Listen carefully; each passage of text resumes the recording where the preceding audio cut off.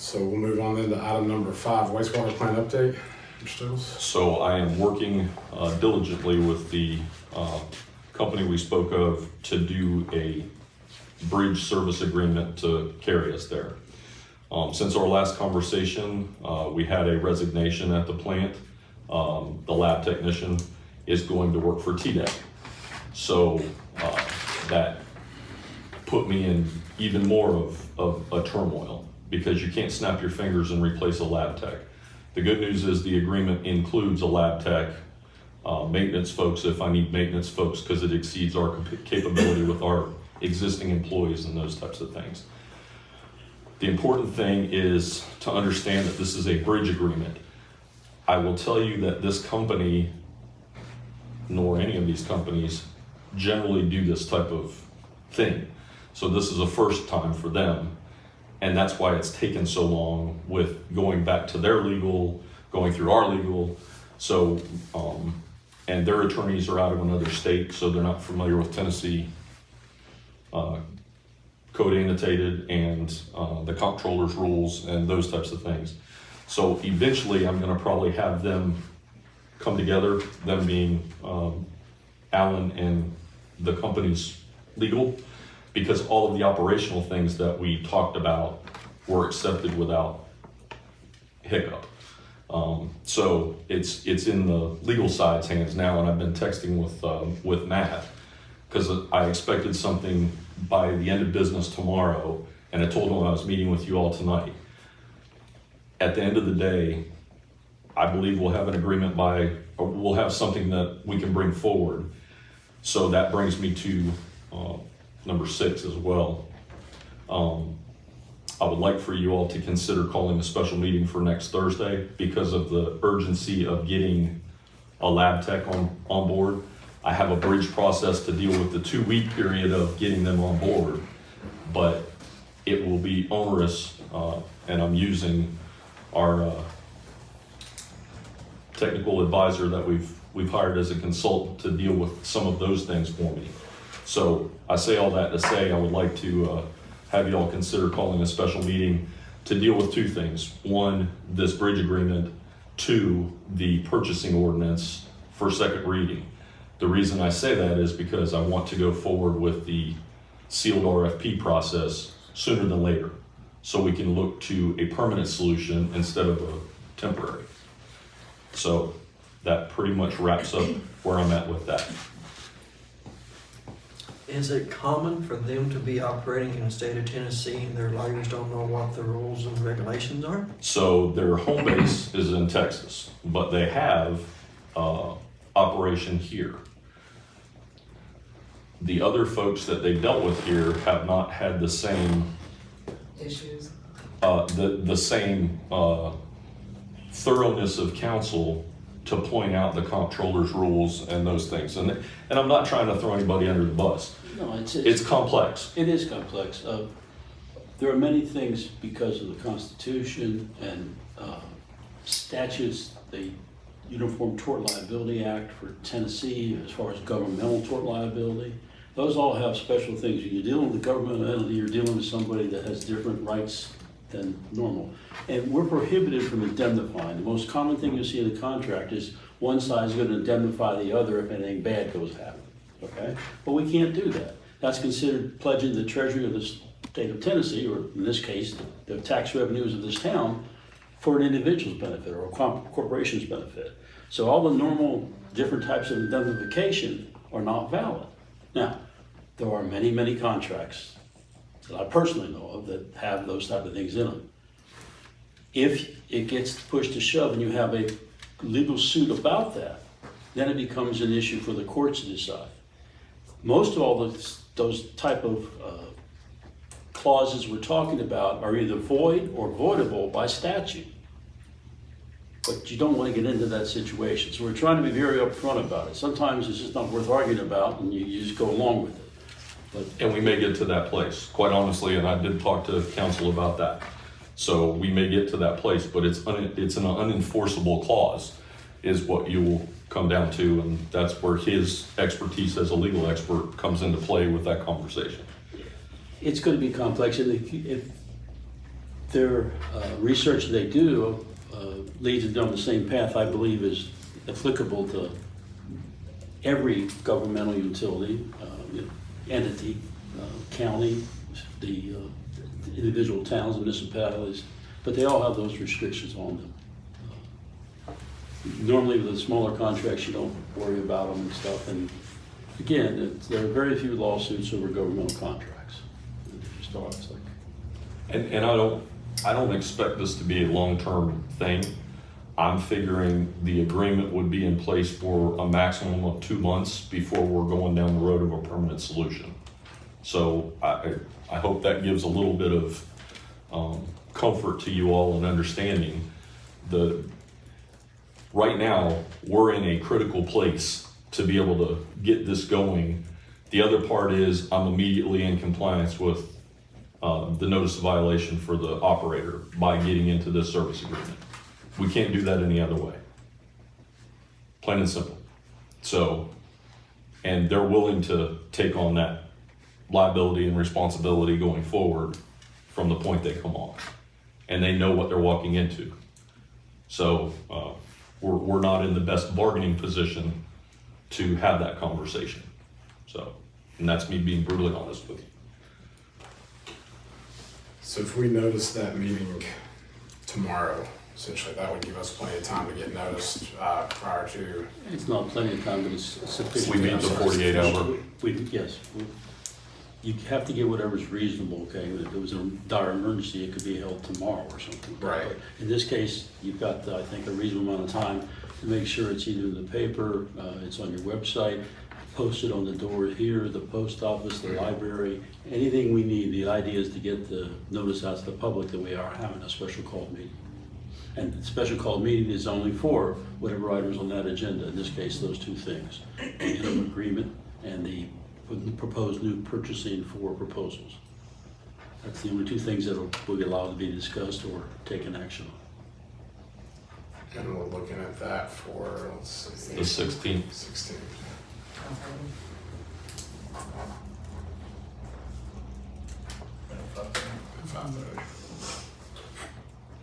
And I would recommend the same time that we always start our meetings unless there's some hardship or whatever. If this company takes it over, who pays the phase 2 that's going to be going on up there? We still own the plant. They're not taking over, they're running the operation for us. It's still our plant. At the end of the day, it's still our plant. It's still our property. It's still our equipment. It's still all of those things. The only equipment they have is the stuff they bring with them. We're still paying for chemicals. We're still running the operation from our perspective.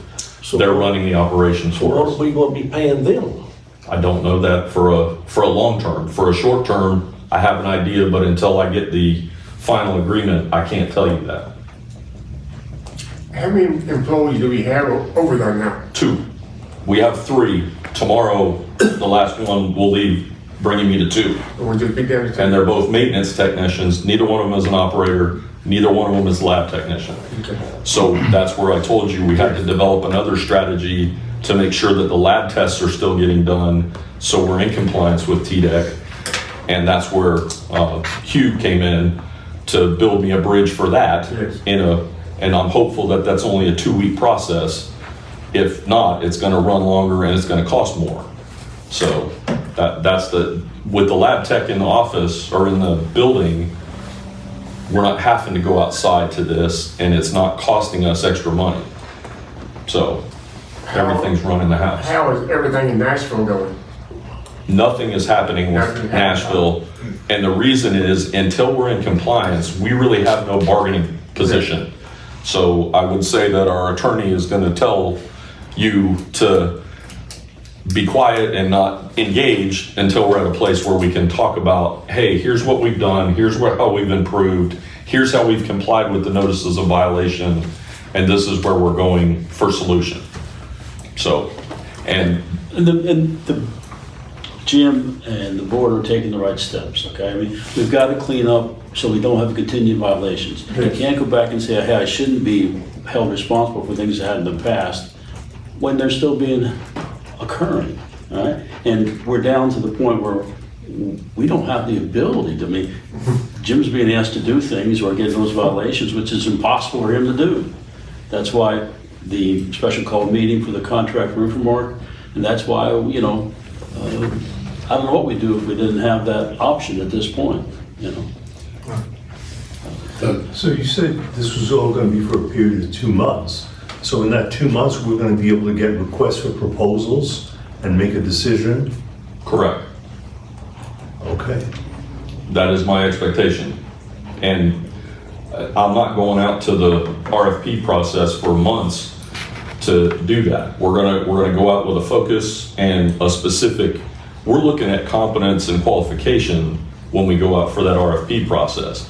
Yes, there's a cost associated with it that I have to make sure the town can afford, but at the end of the day, there aren't many options here. Right, okay. But 2 months is enough time to do, I believe that gets us there. Okay. And if it's slightly longer than that, the service agreement will bridge us to a point wherever the permanent solution is, because that's the other part of this, is it's not time specific, it's until a such time as we term it, them or us.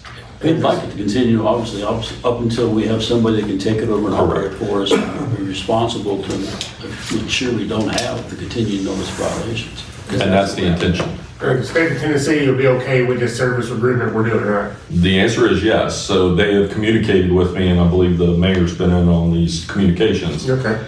The TDEC has reached out to me. I gave them very generic, broad strokes because I'm not committing the board to making decisions, but I told them we're exploring these things. They asked for more specifics, so I provided them. And I didn't get any feedback, negative or positive, but that's a good sign. Yeah, hopefully that they know this company and they're is comfortable with them. This company is familiar with them. They are familiar with the company. The company doesn't have a history of violations or issues. So, and I will tell you, I did my homework on that to make sure that I'm not partnering with somebody that's going to cause us just as much grief as I'm dealing with on the inside. So. The biggest thing too, Darby, I think, is that what we're going to be showing the state is that, you know, this board took over at the end of November.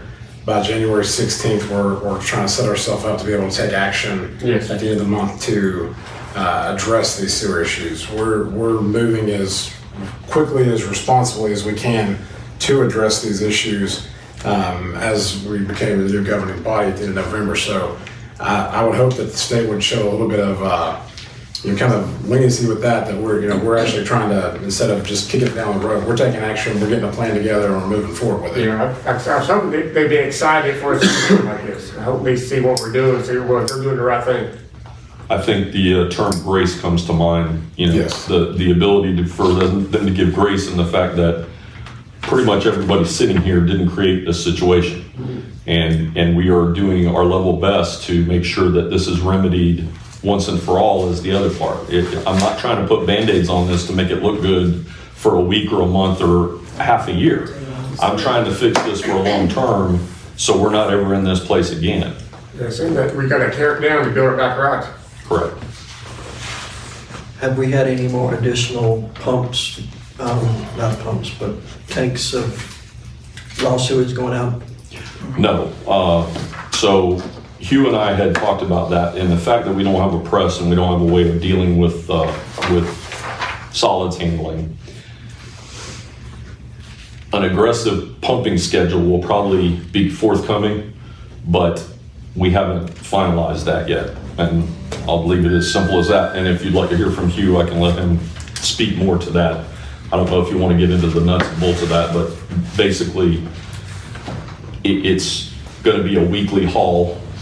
So we're not continuing to swirl it around the plant and never get it off site. I hope that makes sense. And I'm sorry I'm using terms that are generic to me. Just a quick, in a nutshell, we've got a few options that we're going to try to explore. One of them is money is always important. So you're either going to have to rent a piece of equipment as an interim until the permanent situation gets built in phase 2, or you'll need to haul possibly, which is actually the cheapest solution if we can get that taken care of. Or once I'm trying to explore, when we have these demos come in, these people last demo we had, and there's one coming up potentially next week. The weather may change that a little bit for us, but I want the town to put their money in something that they're gonna have. Now, you can rent a very extravagant, I mean, it's not extravagant, it's expensive because it's just not, it happened every day. I don't wanna throw any numbers out, but it ain't cheap. So if these companies are willing to bring a piece of equipment in and we can pay and eventually own that piece of equipment, something we decided on that we like, that you like, and will suit the town, you better be putting your money in something. It's like renting an apartment or buying a house, same difference. And that's the philosophy that I'm going after. And if they can give us a reasonable enough situation, yeah, we'll park what we need to do there for you to process your sludge until you get a permanent solution built, because that's what it boils down to. It's a labor problem, but it's an equipment problem. We can run around that plant all we want to, but we don't have the equipment to do what needs to be done. And if we had it, we would not be in the shape that we're in. So we just need to figure out how to get there. And it's best to put our money in something, and at the end of whatever that time frame is, then we've got something that we put our money into instead of just bloat it and see no return on that. So that's where it's at. With this temporary service agreement we're getting, did that come, do they have like a machine that they can bring here? No, They don't? they do not. It is a unique and specific, very, very specific type thing. Okay. It's even the one that y'all rented, it's at the Walmart parking lot forever, come out of Texas or somewhere. I'm not sure where it come from. But they couldn't deliver to the plant because they couldn't get over the road. I've gotten in contact with those people and restarted that, but I've not got a lot of, and it's not a piece of equipment we want anyway. So even to rent to own, even if that's on that standpoint, we wouldn't want it. It's not best for the town. Okay. And that's the great thing about having you and then a bridge company, because the technical experts there are gonna give good counsel on how to deal with this. As I've told you, this isn't my first industry. I can troubleshoot and I can problem solve, but I don't know the technical ins and outs of this. But I do know generically that, leasing or renting that piece of equipment will bog us down and we'll never get out of the hole. Okay. That's just my opinion, so. So how much does one of them presses cost? $300,000 to $400,000. Up to $1 million. So, That's just piece of equipment. That's not installation. That's not yeah, all the peripheral stuff. I mean, you'll have to do some concrete work and all these other type of things. So, yeah, it just depends on what we purchase. Let me say this, that there's several different type of pieces of equipment we can get. Okay, you like screw press. I've heard that, time or two. That didn't work, though. There is, yes, and there's some other technologies as well.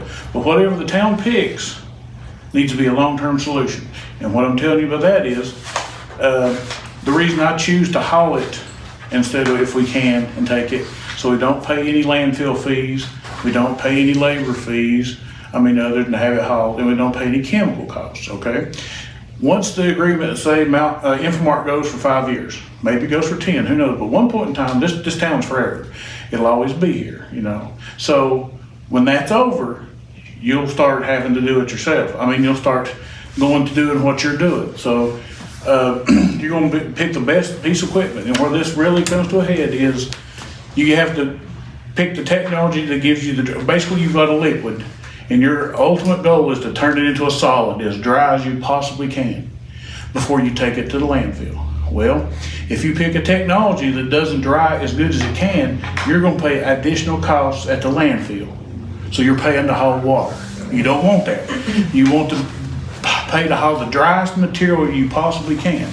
So, they'll tell you whatever you want to know, but at the end of the day, the town has to foot the bill on that, long term. So that's just why it's taking a little time to figure it out.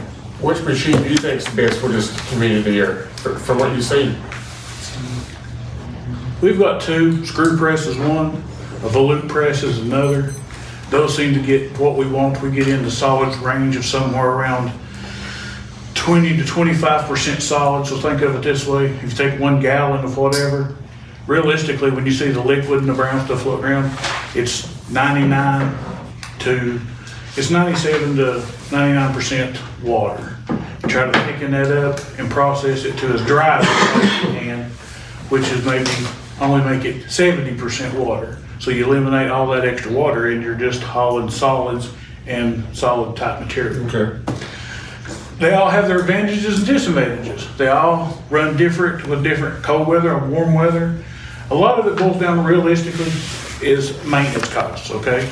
Bottom line is maintenance costs. They all require a coagulant to separate the solids from the water. They all do that. Can't do it without it. They all require, that's quite a good chemical. They all require certain things. But like a belt press, which y'all had here one before, and that's probably why it's sitting in a field somewhere now. It's very high maintenance. There's a lot of gears and bearings and rollers and all those things that has to be maintenance continuously or it will not function.